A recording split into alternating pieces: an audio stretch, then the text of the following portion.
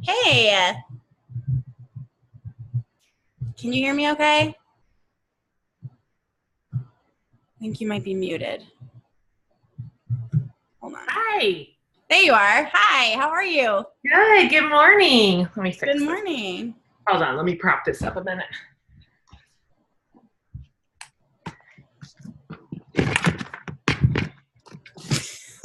Sorry. This is a real professional operation here. Okay. Let me just... This light makes it look... So you put your podcast on video. Do people see this, or is this for me and you? It depends. Sometimes people don't want me to use it, so I won't, because I like to just see you. But if you're okay with it, I'll put it on YouTube.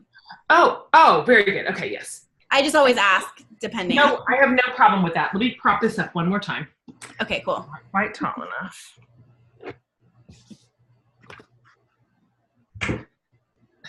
Sorry. Are you propping up your laptop? Yes. Yeah, you have to get it at like the tilt flattering angle. It's not my first rodeo, man. I'm like everything. going on YouTube looking gross. Okay. I'm sorry. My light is also broken, and so it's just a comedy of errors right now. Okay. It's okay. Just here. Okay. Perfect. Well, hi. Hi.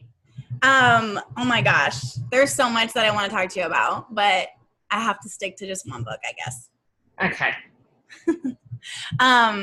So I wanted to tell you real quick. I saw that the Moxie tour is coming to Temecula. I live in Temecula. Yes. Yeah, I got tickets for me and my friend. We're going to come. I'm so excited. You did? Yeah. Oh, I'm happy to hear that. I love that. Yeah, I've never been there. And we were like, Temecula?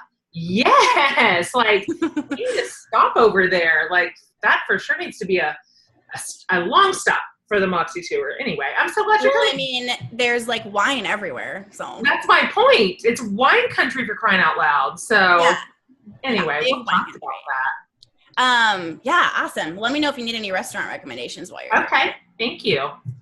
Okay, so my podcast is just super relaxed and conversational. And I don't know if you know, but the main people that listen to my show are moms.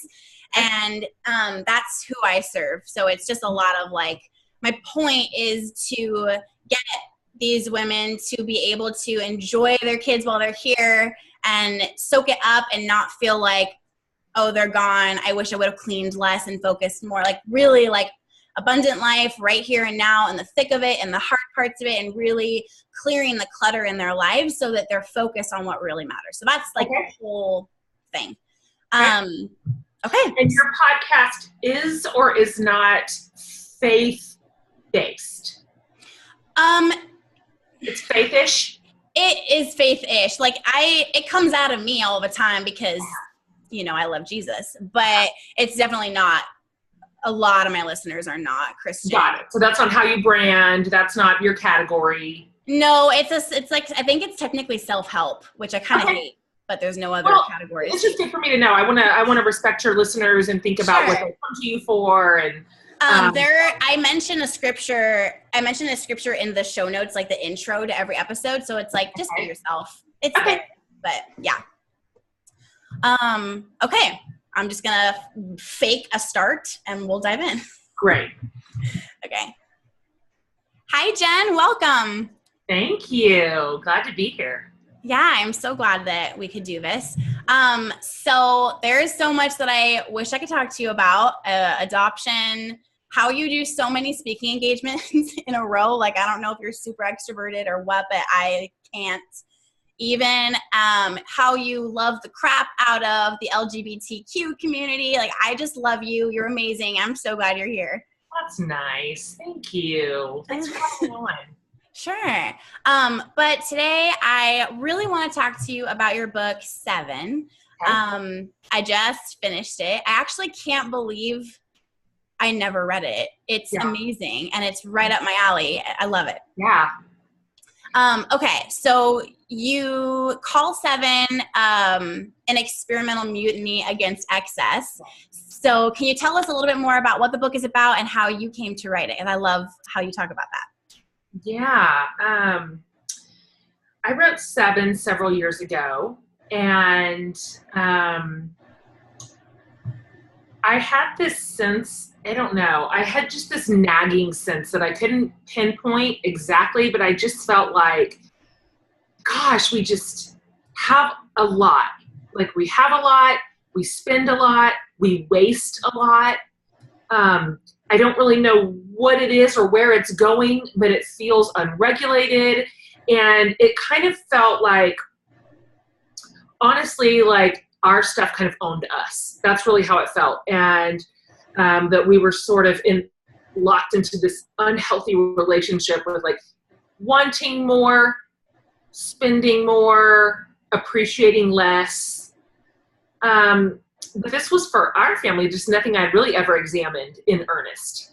And so I just do not know how to do anything half-hearted. I mean, I just really don't. I wish I did. I like honestly wish I did. It would be easier if I could just do something medium. But I just don't have that gear. And so my girlfriend Susanna, right around that time, was just like in her own little life, just doing this little personal project she called Pick 5. Mm-hmm. And so for 40 days, she picked 5 of the same foods, and that's all she ate for 40 days. And she was kind of like journaling through it. And I mean, I was like, you are crazy. Like, why? But I could not shake it. I couldn't shake the idea of it, of this sort of kind of like in the spirit of a fast, you know, where you really, for a short amount of time, for a temporary amount of time, you go like full restraint, whatever that looks like, whether it's complete abstinence or just less than or whatever. And so I was literally in the shower one day, and like the whole idea of 7 just downloaded into my brain just in a second. And it was sort of modeled off of Pick 5, but I'm like, it's not just food for me. It's like, how can I make this? So over the course of a handful of weeks, it developed into what it ended up being, which was we took 7 areas in our life that felt extremely excessive and unchecked and out of control. And we were like, what if we boiled it down, our options to that category for 7 things for a whole month? And so we picked food, clothes, spending, possessions, waste, media and technology, and stress, busyness. All of that felt like out of control. And so we spent 1 month on each thing with 7 choices. So for example, we ate the same 7 foods for a month. Then we wore the same 7 pieces of clothes for a month. And we gave away 7 things a day that we owned for a month. And we only spent money in 7 places for a month. And it was radical, obviously, and extreme, clearly, but it changed our lives. It permanently changed our lives. And so that project, that experiment became 7. That's amazing. So did you say that you gave away 7 things you owned every day? Yes. And to be honest with you, and you've read the book, so you know, I was afraid that I was going to run out of stuff by the end of the month. I'm like, who can give away 7 things a day? And so, and listen, just for your folks listening, I mean, I let you know in this book when I blew it, when I tried to cheat or did cheat. So this is not like some guilt trip book at all. but I pre-hoarded some things. Like I had cleaned out my kids' closets a couple of months before, and I thought, I might need this. Like I might need these by the last week of the month, and I'm just gonna put these in a side drawer. Terrible. And the truth was, I didn't need it at all. We gave away way more than whatever it was going to end up being, 210 things or whatever. Because it just turns out we had more than I thought, and we weren't even using it. It's crazy that how much you don't realize. And I mean, that's kind of what I teach, really, is things not owning you owning your things. And it's so hard. Like on a regular basis, I'll be like, teaching a class or whatever, and like, okay, I'm taking you into my closet, and there's really not going to be much in there, but we'll just see what we can find, and I'll show you like how I make decisions. And then I'm like, this is literally a 10 on the awkward scale. I have like 3 bags of stuff. Like it just coming in. Totally. I remember at one point, especially during that month, when I was like frustrated with how many things we had stashed away in drawers, in closets, in nooks, in bins, under beds. And I was like, oh my, who bought all this? Like, where did all this come from? And I was like, oh, I did. I bought it. I paid money for all of this. And it just sneaks up on you. It really can. If you are not keeping an eye on it, if you're not paying attention, then all of a sudden you are owned by what you bought. And that's where we were at for sure. Yeah. So I think my favorite section in the book is the food one, just because I love food so much. And I'm not going to say I could never do it, because I want to do it. I just finished the book, so I've been thinking, like, you write it in a way that's so, like, it's like you said, it's not a guilt trip, but also, like, I'm super convicted in a good way, and I feel like I can't just read this book and then, like, move on. Yeah. And this is kind of what sucks, and I know you know about being a podcaster, is that you read these amazing books. Yeah. Like, dang it. Like, now my life has changed, and I have to change this area. Totally. But the part where I remember it was chicken, avocado, and spinach was a few of the things, right, that you were eating? Those were 3 of them. Chicken, eggs, bread, avocado, spinach, apples. And it was the section where I actually was laughing so hard. I stopped and like read it to my husband, and he was like, what are you reading? It was the part where you wrote like a paragraph about how much you hate chicken breast and like how terrible it is and you want it to die. And I was just dying because you couldn't use like onions and things that basically chicken relies on for tasting good. Exactly. It was hilarious and amazing and just so eye-opening. Like, we have so much wealth here. Yeah. It's just really, really eye-opening the way you spoke about it. And I wanted to know, what do you think was the hardest thing to give up? Funny, I thought it was going to be clothes. I thought going into it, like, golly, the same 7 pieces of clothes per month. And I mean, over the course of that month, I was traveling to speak. So I had to have something in there that was at least decent enough to be in front of people in, like on a stage, but also my home. I mean, I just thought, this is going to be terrible. Easiest one of them all. So it wasn't clothes. I actually loved the freedom of, this is what I have. No decision-making, hardly any laundry. No. And you know what? Nobody cares. Like I assumed that I was going to be fielding questions every day. Why are you wearing that shirt again? Like, why am I seeing you in that shirt? Nobody cares. Nobody's paying attention to what we're wearing. They don't care. What was hardest, actually, was spending. I combed through all of our bank statements for a year, just because I didn't even know where we spent money. I couldn't have even told you. And we averaged every month spending money in 66 different places. So that's not even repeat expenditures. That's just 66 different places we spent money every month, different places. And I was like, that feels for sure out of control. And so for the project, we got 7. We got to spend money in 7 places for the month.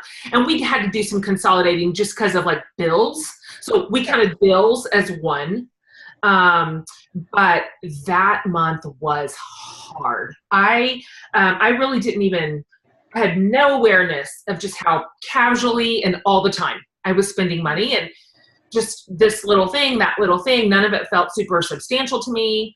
Although the number 66 tells me that it was. And so just having to essentially say no to almost everything. I mean, our 7 options really just gave us food and gas in our cars. We kept a line item open in case we had emergency medical, which we never used. So I didn't even get to use that one. And there was nothing extra at all. And so it was hard. That one really pinched. Yeah. Would you say, was it just that was the hardest, or would you say like, is that area or another area was maybe like the most eye-opening and humbling for you? Or was there like a specific thing in that area that was like really eye-opening for you, or you were like, when you get like embarrassed in front of your own self?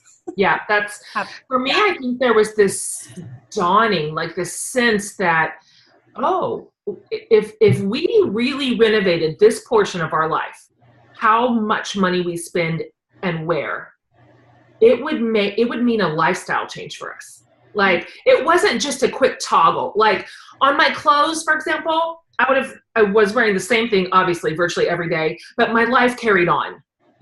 I still did what I was doing. I still went with whatever my life was still my life.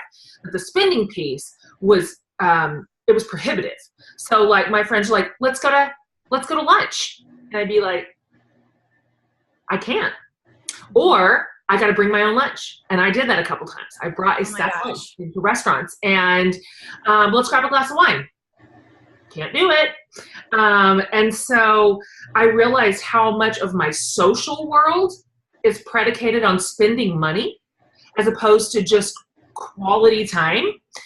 So yeah, that one was really, really eye-opening because I'm like, this isn't just what we're doing, it's how we're living. And so we would have to make some monumental changes to sort of curb that really crazy appetite. Yeah.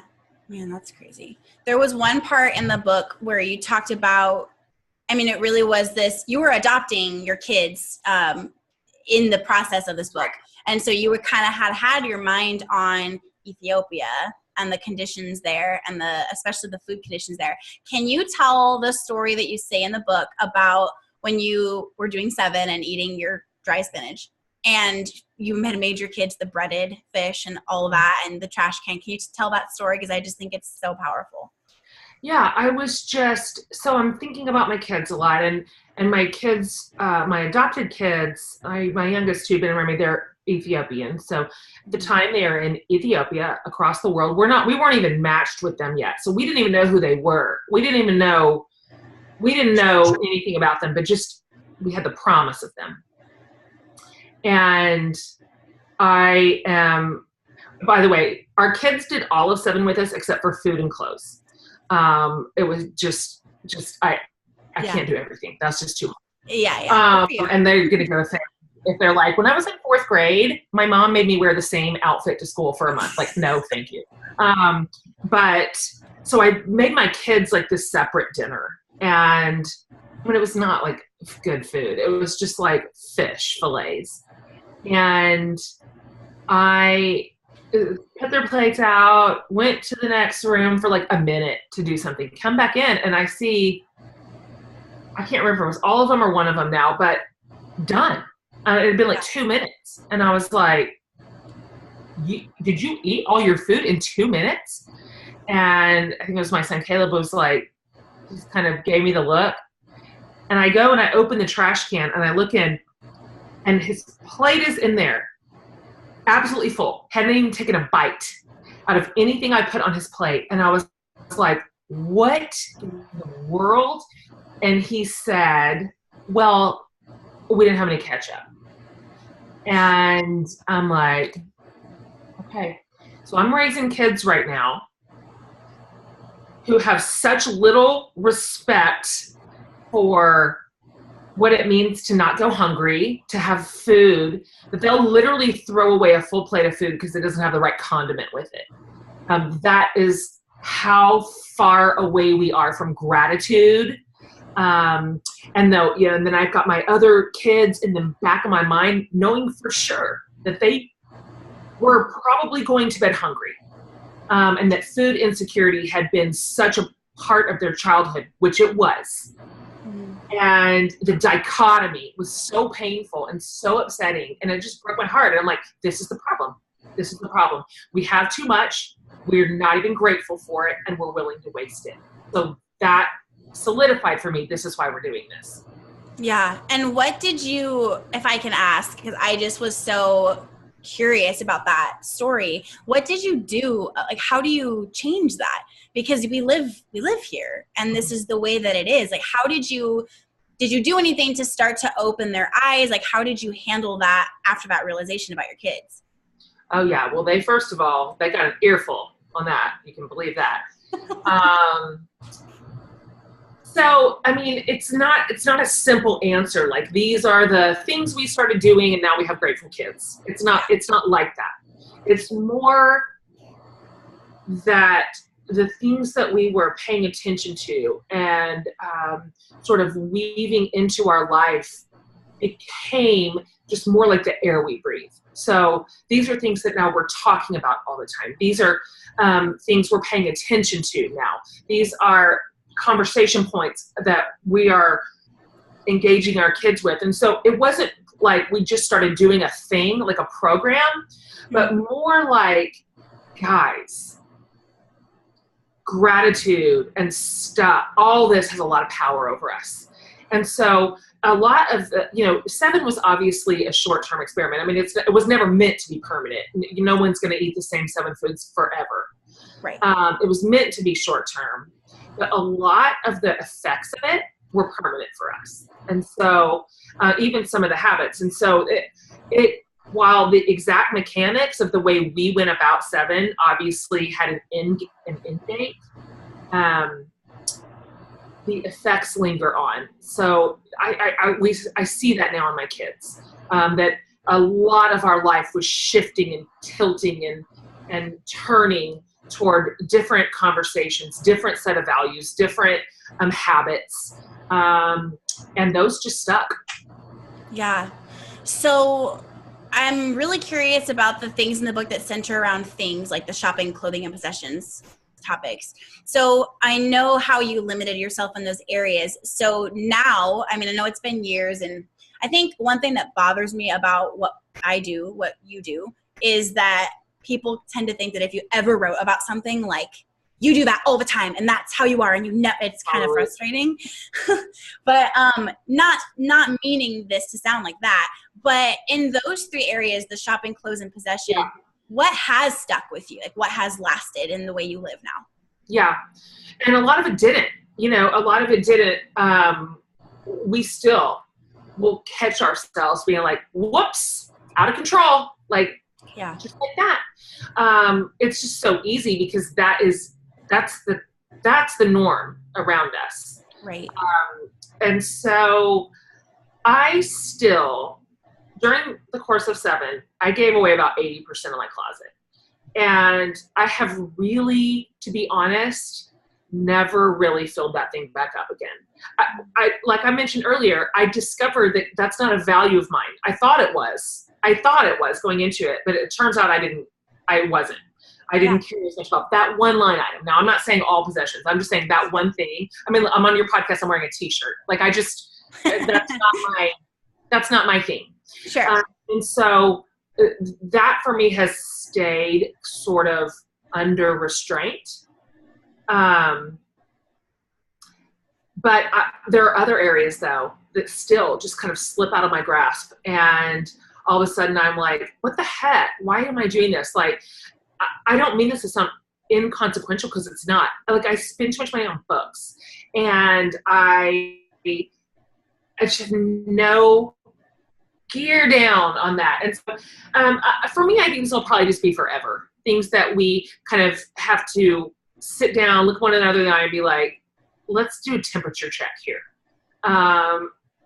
like, for example, right now, this very second, I'm sitting in my office, and directly behind my office is like an industrial sized dumpster, like the kind you would see at a work site. And my husband ordered it 2 weeks ago because he's like, too much. We got too much. We're generating too much. We're wasting too much. We're buying too much. It's purge time. And so it's literally behind me full. So that will tell you right now that this is, we have to keep putting gas in this tank, or the tail will start wagging the dog again. Yeah. Do you think, I've been thinking about this a lot lately in my own personal life. We, just to briefly give you a backstory, we used to be, I hate saying poor because it's very much America's version of what that looks like, but we were. And then my blog, my business, my husband came home and we run it together, and we're very on the opposite end of that now. And I find myself pacifying with like food, like, oh, I can get it. I used to have to, cup of soup or whatever, but I can go and get sushi. So I'm going to, because I need to fill that in myself. And with things and clothes, I'll find myself like just kind of filling that God-shaped hole with things and comforting myself. Like, that's gone and I'm not there anymore.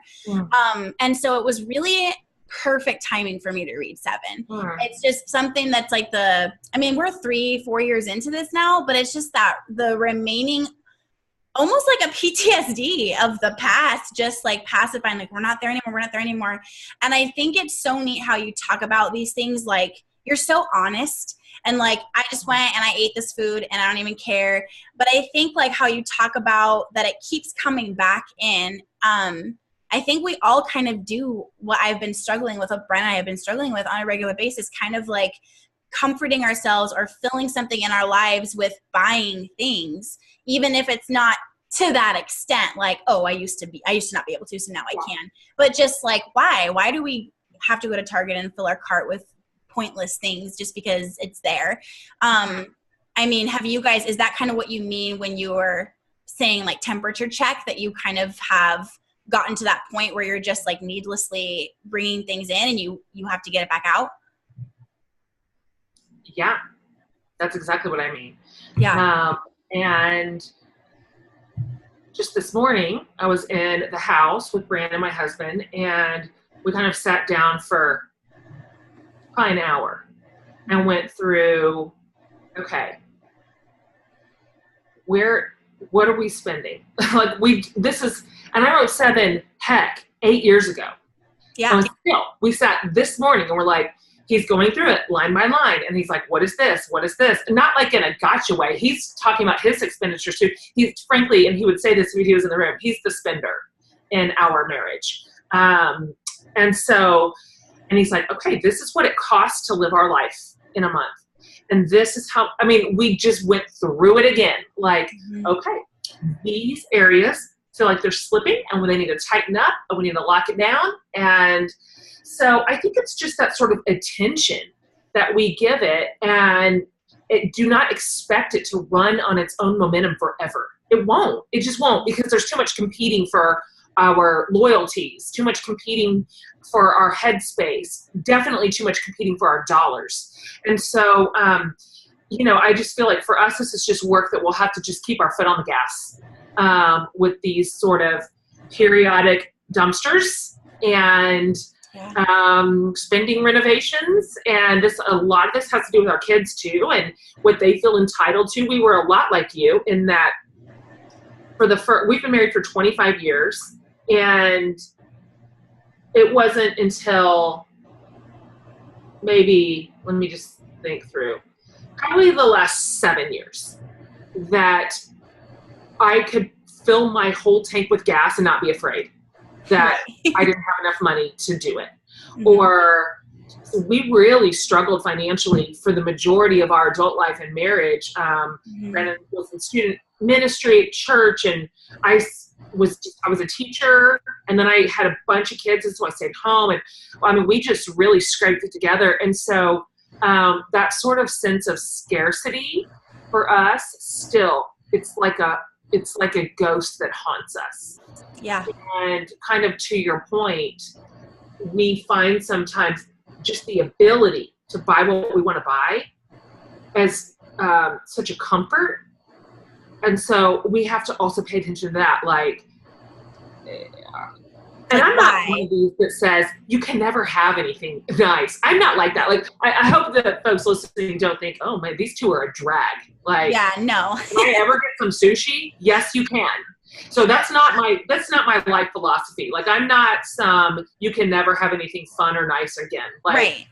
Sad panda. Like, but we do pay attention to our motives behind it. Like, are we feeling like grabby and desperate, or is this just because I like want to have sushi with my friend and that's fine? And so, yeah, I don't know. I suspect that we will probably never be fully like on the other side of this. Mm-hmm. Yeah, I love your honesty about that.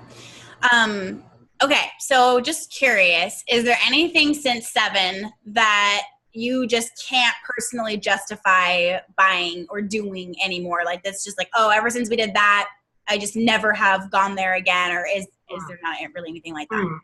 I don't know if it's so much a brand issue like that, but the one habit for sure, and I think just because I came into this one at a 0. I mean, at an absolute, I've never even thought about this, much less practiced any of it. That stuck the most was waste when it came down to sort of the care of the earth and how much we use and destroy. And that concept for me was like pretty revolutionary. So it's funny now when I go back and read it, I'm like, come on, Jen. Like, I was real green there, like, pun intended. Like, now I read it and go, that's not that special. Like, everybody else was already caring about the earth. You were just a dum-dum. Right. But at the time, to start from nothing and then really we took on 7 habits for like a green life in the project. And it was real eye-opening for me. And so those things have for sure stuck. Okay, well, not all of them. Like, we don't. Sure. Every single thing. We're not still collecting our rainwater, but we are careful. We're careful about that, and so that is something now that like my kids don't even know another way. And sort of this philosophy of economy and sort of earth care. Anyway, I don't know. That's not going to really answer your question, but we never went back to just burning everything like we used to. Just burning through it without a care in the world. We're really careful about what we buy, what we reuse, what we won't just purchase in like one-time use stuff, big-time recyclers, all of it. Yeah. I love that. We just started, this is embarrassing, but we just started recycling, and and you know why? Even my reason for doing it was vain. Like, I was so tired of somebody coming over and being like, oh, do you recycle? And me being like, no. Like, awkward. Or like, I just put it right there and I'll put it in my recycling bin later, which you don't have. It's actually like outside right now. Right. Don't go out. Don't look. I'll do it. Like, totally. I'll take it. Yeah. So, but yeah, I understand. Like, it's unfortunately not something that's on our minds unless it was, instilled in us as kids or something. Like, it's just not something you think about. So yeah, I love that. I love that stuck with you guys. So everyone listening is going to want to do this. So where can they go? How can they get 7? How can they, because I know you have like a whole thing that goes with it now. I do. It's really easy now. Like, we've taken 7 and we've digitized it, and now we've bundled it. So we've got like just the book. We've got kind of a workbook if you want to go through it yourself. So let me back up real quick and then I'll answer your question. Sure. When I first did 7, I just wrote it, and it never occurred to me one time that somebody would ever want to do it themselves. Like, not one time. Because it's kind of awful. It just, I thought, no, that's not what I'm not writing a prescription here. This is just some random story we're living. And then when everybody started buying that book and like, we're going to do it in our neighborhood. We're going to do it in our family. I'm like, what? I could not believe it. I was shocked by that.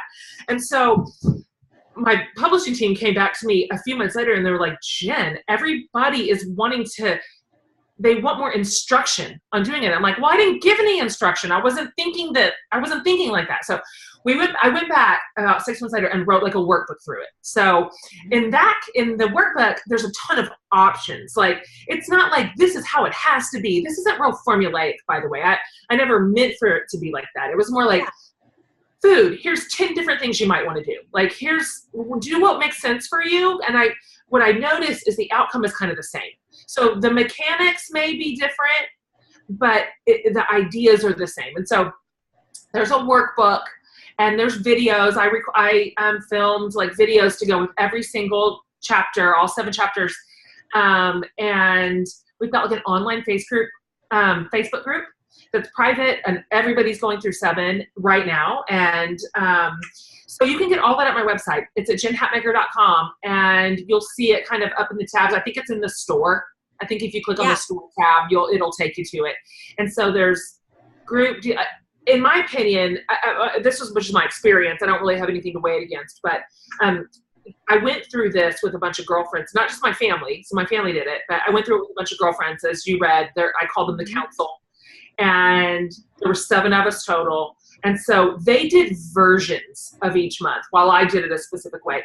But having them in the project with me, I just can't imagine not.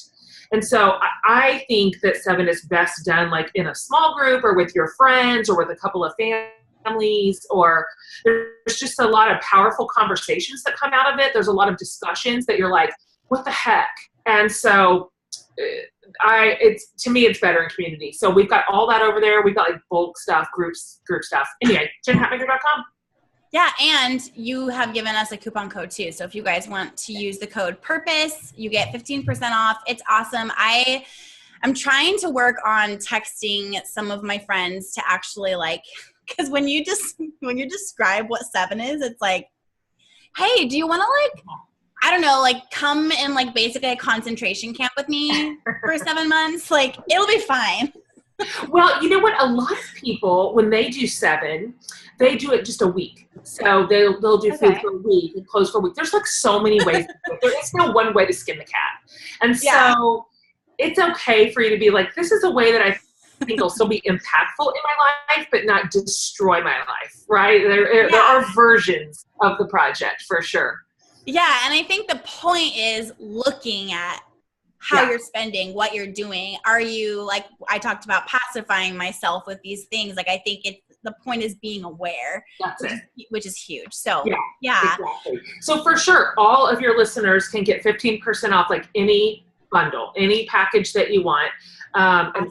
And a coupon code, I think it's PURPOSE, right? Yeah, PURPOSE. Yeah, so at checkout, you put in PURPOSE and you're going to get 15% off. So, yeah. Perfect. And if you guys are listening, I'll just link it to the show notes so you're not searching everywhere for it. But thank you so much, Jen. This was awesome. I love talking about 7. 7 was just such a monumental time in my life and paid such dividends forward. I feel like I'm kind of the leader and the mom that I am right now, largely in part because of what I learned during the year of 7. And so thanks for being interested in it. Thanks for putting it in front of your listeners. I love that. And they can always find me online if they've got questions or want to talk about it. I'm all over social media for sure. Yeah, and guys, follow Jen on Instagram because you share so much.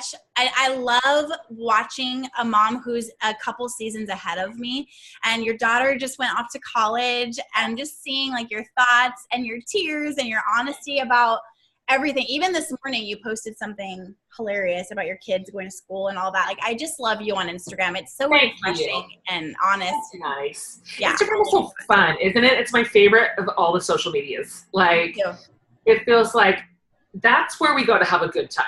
All the others are where we go to have some drama. But Instagram is fun every day. I love it.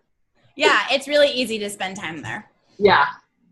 Okay, well, I will let you go. Thank you again so much, and I can't wait for everyone to hear this. Thank you.